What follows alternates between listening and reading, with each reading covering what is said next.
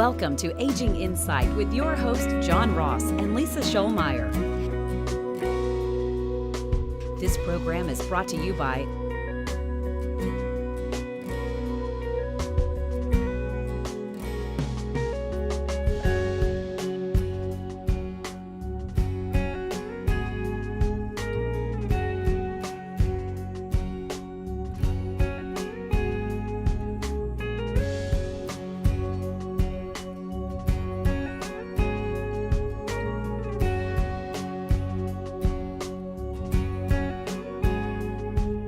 Welcome to another episode of Aging Insight. I'm your host, John Ross, here with my partner, Lisa Shoalmire, and we're here on Aging Insight every week to talk to you about issues related to getting older and living on your own terms and taking care of yourself and doing it in the way you want to do it.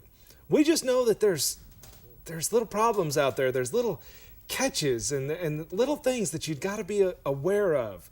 And you know, like so many problems, little ones can turn into big ones if you don't know what you're doing. But we know that there's answers to these questions, and we want you to have answers to whatever questions you have about this. And so that's what this program is all about. And we want you to get this kind of information. Now, if there were just one asset that has so many different things related to it, good things and potentially bad things. One asset that could impact your long-term care, inheritance, taxes, all different kinds of things. And I'll say that one asset has your emotions all wrapped up in it. Right. You know what we're talking about? The American dream, home ownership. And that's going to be our topic today, is issues related to that home, and in particular issues related to that home in how you age and how you pass things along. So that's our topic for today. Okay, well, let's just start with some basics. And, so many of our seniors are homeowners. They come from a generation that was the American dream, and they worked hard and they purchased a home. And for lots of seniors, they even have that home paid off and there's no mortgage debt owed on that home. So, it's a wonderful asset that gives them security as well as, comfort, because there's just no place like home. And, with our seniors and taxes on a home, seniors, there are special exemptions for persons over age 65 if they're an owner of that home. There's also exemptions for persons who have disabilities that if they reside in that home. So make sure that you are getting your maximum exemptions from taxes related to your home. And of course, if you live out in a rural setting, you want to make sure and get any acreage that is appropriate with some ag use, some agricultural use. And sometimes you have to take a few steps to make that happen, but that will also lower your property tax bill. Well, and one other thing to consider when we start talking about property taxes, many folks out there are veterans. And if you were ever declared disabled by the Veterans Administration. So if you're a veteran who has a certain rating level of disability, depending on your state, there may be not just a tax freeze, like when you turn 65, your taxes freeze, they don't go up anymore. But there might actually be exemptions where you just don't pay any tax at all, or you pay a significantly reduced rate. And not only that, oftentimes that same benefit can be available to a surviving spouse of a veteran, depending on the situation. For example, if a veteran was 100% service-connected disabled prior to their death, then they probably got some pretty hefty tax exemptions. Many times those same exemptions will pass on to that surviving spouse and continue on with that residence. And of course, the less you have to pay on your home, the better chance you have of staying in that home your entire lifetime.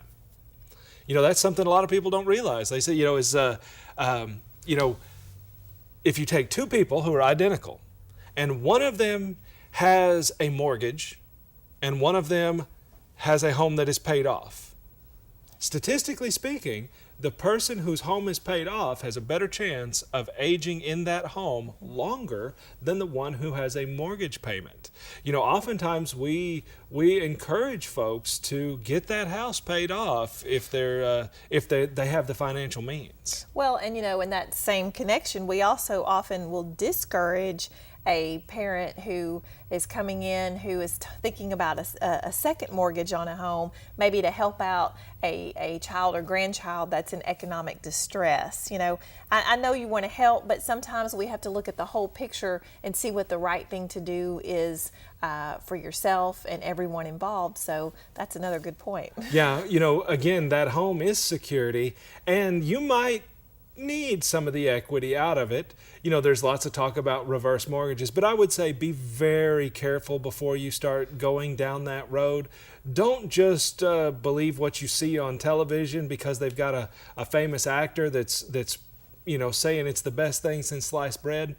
If you need some equity out of your home to pay some bills, that's fine, but get some advice on that. Talk to a financial advisor, talk to an accountant, talk to an elder law attorney, but talk to some people before you go with something as drastic as a reverse mortgage. That's not necessarily the best way. And particularly, don't incur a bunch of debt on that home for that child, that grandchild. At some point in time, as Ronald Reagan used to say, you just say no. Sometimes you just got to say no and take care of yourself so that you can help them in other ways. That's right. So we want you to stay in your home. And on those reverse mortgages, John, a lot of people don't really even realize exactly what that is. And that reverse mortgage, they sell it as a way to get monthly cash payments coming into your account that essentially is the bank paying you, but every payment they make to you, they're keeping a tab, and it's creating a bigger and bigger loan that has to be paid off at some point. So right, and of course it's accruing interest. A lot of times people will say, "Well, John, can you explain to me a reverse mortgage?" And I'll say, "Sure. I will give you $6 if you will give me 10. Sound like a good deal? Probably not, right? But that's essentially what a reverse mortgage is they're giving you some much smaller value for your home, but then it's going to accrue interest, and at some point in time later, there's going to be a big bill that's due. Now, it may not be due to you, but there are oftentimes better ways to protect that home and still have some finances. Before you go down that road, you ought to be looking at, if you need some extra funds, there may be some other ways to get those funds out there to help pay for whatever it is that you need, whether it's some care or what. Explore all your options before you jeopardize the home. Okay. So, we're going to take our first break, but when we come back, we're going to talk about some other special issues with your home as far as protecting it during your lifetime and then passing it on to your heirs after you're gone. So stick with us. Hi, I'm John Ross, elder law attorney and board member for the Alzheimer's Alliance, and welcome to Our Place. Our Place is a day program designed to provide rest and relief for the caregivers of people with Alzheimer's and related dementias. Our Place is a safe environment where our friends benefit from socialization in a home-like environment. Alzheimer's is devastating and affects over 17,000 families in our area. To find out how Our Place can benefit you, please visit our website. Hi there, I'm Larry Sims. It's been my privilege for the past several years to be a volunteer board member of Hospice of Texarkana, and there I'm able to represent community members like you. We continually customize our end-of-life care to better meet the needs of our community. As an example, our medical director and nurse practitioner still make visits to homes and facilities. Call today to learn more about the help we can give your family. Hospice of Texarkana, the nonprofit hospice established in 1985 for the community, by the community. As things get older, they require more care. This car and I have seen a lot of miles together, but because I take care of her, she runs just like she did in 1955. That's why I chose the Wadley Senior Clinic, with an individualized care plan designed just for me and a convenient location off Jefferson Avenue. They have everything to keep me running like new. It's not about the miles, it's about the journey. Let the Wadley Senior Clinic keep you happy, healthy, and cruising down the road of life. With my dad, it was in a hospital setting. And in his situation, he fell into renal failure. He also helped us make the decision to be on hospice. I have to admit, it took a huge weight off our shoulders for him to be willing. That offered us a lot of comfort, along with the hospice company itself, but it gave us closure, and it helped us through the entire process. SEMA Hospice, comfort and care when it matters most. Welcome back to Aging Insight. I'm Lisa Shoalmire, and I'm here with John Ross. And today we are talking about what is typically most people's biggest asset and certainly their biggest comfort, and that is their home. And, you know, John, in our first segment, we talked about how if you have a home that is paid off and debt-free, then, you know, the studies show that you're more likely to remain in that home as you age. And so I want to talk about now, you know, if you still have a mortgage on your home, you know, is that going to create some issues as we look at protecting that home from an asset protection standpoint, or passing that home to a future beneficiary? Well, and absolutely. You know, if you do have a mortgage on your home, it can be difficult to do things that might smoothly and easily transition that home at your death, or even, you know, if you might be able to make the payments now. But, you know, I had some clients recently, and their dad had a mortgage on his home, and he's found himself in a nursing home. He's had a heart attack, and he had some loss of oxygen to the brain, and it's left him unable to care for himself. And, you know, the kids were saying, well, we don't want to lose the home. Well, you know, really the house was his only asset. And since the house was his only asset, he will qualify for Medicaid to pay for that nursing home. But, you know, their question was, well, you know, but what about his income? Are we still going to be able to make the payments?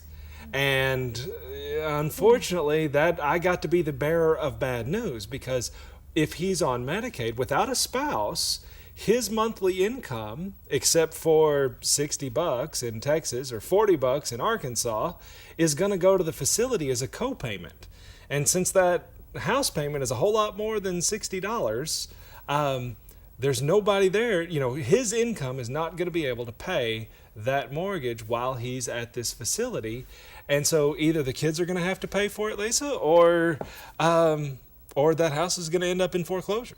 Yeah, that's right. You know, we often get that question when a parent who's single is needing nursing home care is, you know, how are we going to pay, whether there's a mortgage or taxes, insurance, or frankly someone to mow the yard, you know, if all that income is required to be assigned to that facility, then the adult children are often asking, well, how are we going to pay for upkeep and the necessary expenses on the home? And the bottom line is, you know, the state, the Medicaid program, they don't care how it gets paid, but it's not going to be with the income or resources of the person residing at the institution. Well, and of course, along those same lines, Lisa, you know, a lot of times people will say, well, you know, if mom or dad are going to be at the facility, well, you know, nobody at the home, and we don't want it to get broken into or anything like that. So, well, they'll say, well, John, well, can we just sell it? Yeah, well, you know, of course you could sell it, but, you know, when a person goes into a facility and receives Medicaid support for the cost of that facility, the home is an exempt asset. And so while that person is living at the nursing facility, their home is not touched. However, if we take that home and we sell it, then we've turned this asset from a home into dollars. And dollars are not exempt So essentially, if the family sells the home, they're selling the home so they can basically turn around and give the dollars to the state. Yeah, or to the facility, as the case may be. And so, oftentimes if you can plan ahead a little bit, from a standpoint, maybe you do have a mortgage on that, but maybe if you've got some resources, if you've got a little bit of money, maybe not enough to pay off the house, but you've got a little nest egg, you might consider doing some things to protect some cash so that in the event of your incapacity, somebody's got some resources that are exempt from Medicaid. Maybe you've put them in a trust or something like that, to where those funds can be used to cover things like that house payment. You might even have the entire house in a trust so that it could be sold without the proceeds counting against you. But you've got to do these sort of things very carefully, because again, some of the first things we talked about, like your property taxes and stuff, people all the time will say, well, you know what, I just need to put that house in my kid's name. And if you do that, and if that child does not qualify for any tax exemptions, then now your home does not qualify for tax exemptions. So your taxes really just went up, because really the home is now, if you give it to a child, the child owns it. It's really the child's responsibility to pay the taxes, even though perhaps there's an agreement between the parent and child that the parent will continue to do that, but your tax bill will go up. Yeah, and on the same thing, under Section 121 of the Internal Revenue Code, the sale of your personal residence is excluded from capital gains tax. As long as the net proceeds from the sale are less than $250,000 for a single person or $500,000 for a married couple, there's no tax on the sale of your personal residence. But, I just recently had a conversation with some folks. Mom had put the house in the kids' names, and now mom has moved to a facility, and they're thinking about selling the house. Well, it's not mom's house, so they can sell it without affecting mom's benefits. But what are the kids concerned about? Well, it's not their personal residence.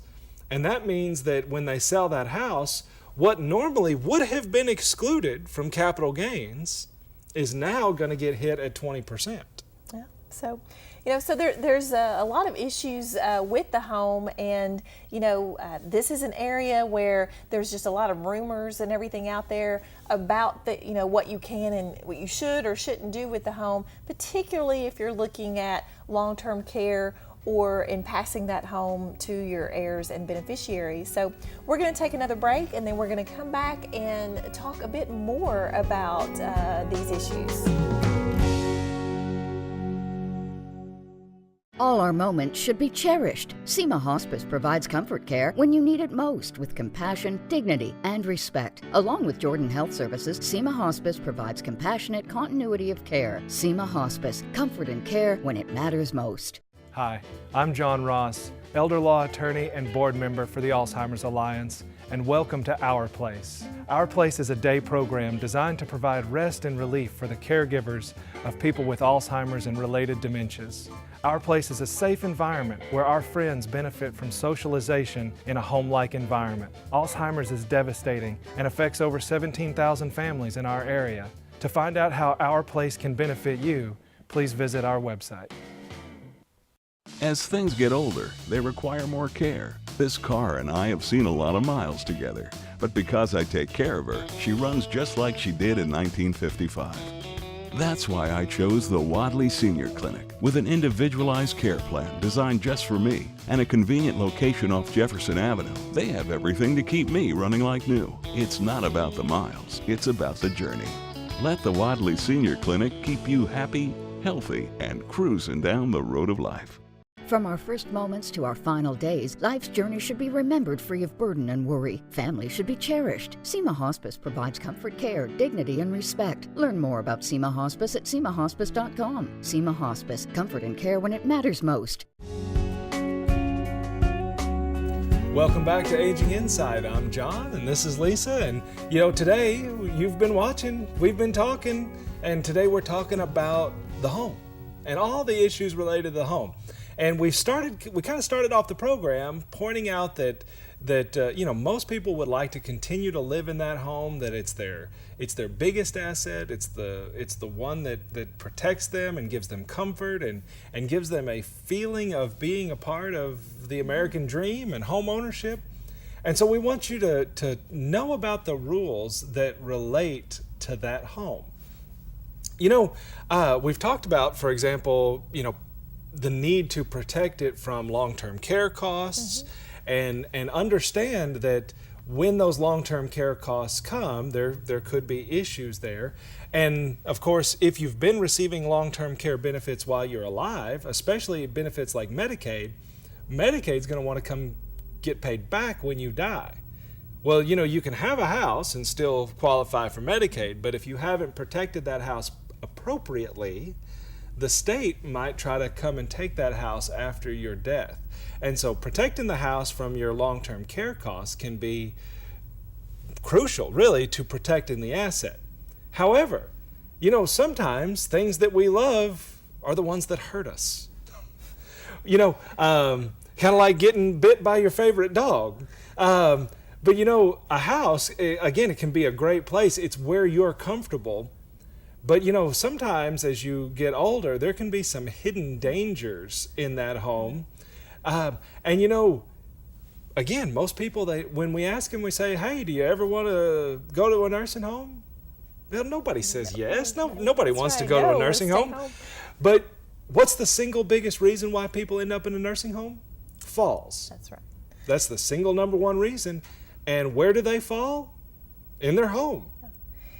So what happens is so often we're meeting with folks who a parent is hospitalized with a broken hip, a broken leg, and as we start talking to the person, we find that parent has fallen a number of times recently, 3, 4, 5, 6 times, and it gets harder to bounce back from those falls, and ultimately a fall with that of a severity will land you in rehab hospital and then rehab, and maybe not go home from that. So we want to make your home the safest place it can be, because we all want to enjoy that retirement as we age and enjoy the comfort of our own homes. So sometimes we get so used to saving our money for a rainy day that we don't spend it where we should. And I have to say, for our seniors, you should look around your home, and there may be some places that you need to spend some money that's going to keep you in your home longer. And John, what's the number one room and remodel that needs to happen in that home? Well, of course, the main one is the bathroom. You've got to have a bathroom that's easily accessible. Here's what I would suggest, what you might consider doing. If you have a friend or a neighbor or somebody who has a wheelchair, borrow that wheelchair and get out of your car in the driveway and sit down in that wheelchair, and then try to get into your home. Can you do it? Second, can you get around in your home? But then the big one, can you get into the bathroom? A bathroom that is set up for handrails, lower cabinets, that you can get a wheelchair or a walker through. You may not need it now, but that's why now is the time to get it ready, while you can still do these things when there's not a crisis going on. You don't want to be hiring contractors when there is a crisis. You want to be doing that now, thinking down the road. And again, if your goal is to stay at home, look around, look for the danger items. You can look around right here. A low-topped countertop. This can be a tripping hazard. A rug. Rugs are not good. If you've got that old thick carpet, it can get caught under your feet. This may be the time for some new flooring. Get rid of the rugs. If you have small coffee tables, maybe get rid of those. Make sure you've got phone access in your home in every single room. Think about getting around in that house. Yeah, and one of the other issues that we've often seen in the bathroom is that, a lot of homes have, a shower bathtub combination to where in order to shower, you have to step over the lip of the tub. And sometimes if we've had a health crisis, that becomes impossible. And so, that's how come we see a lot, we suggest changes to where you have that walk-in shower available that doesn't require you to step up over any height. And you can get that adjustment made to where you're able to address your bathing and hygiene needs at home, which is where we want you to be. Well, and if you think about it, when you're doing these things in a crisis, because here's what we see is somebody's had some sort of health event, they've had a stroke, they're at the hospital, they want to go home, but the house is just not set up, so they just kind of cram some things together and bolt some things on the walls, and it doesn't look very good. It may be functional, but just barely. But they've done it in a crisis when, if they would have planned ahead, not only could they have made that remodel so that they can live on their own terms, no matter what physically they may, impediments they may have, but you can probably even do it in a way that increases the value of that home, so that whether you need to get a mortgage or whether you pass on that asset to your kids, you've created something of value. So, again, if you've got that little nest egg and you're looking around the house, now may be the time to start making some improvements that are going to help you as you get older. Yeah, and help you do most people's number one priority is to stay at home. So, we appreciate the fact that you invite us into your home each week as part of our Aging Insight program. And so we hope that you tune back in next week and that you feel like you're getting some good information that makes you think about these issues well in advance so that you can plan to live your retirement and as you age on your terms. That's right. And if you like the show, if you see us out in town, stop by and just tell us that you enjoy the program so we know you're out there. We want you to appreciate it. And if you have questions, you can always call us every Saturday live at noon on 107.1 on Aging Insight Radio. Until next time, we'll see you later. Bye-bye. Bye. This program is made possible by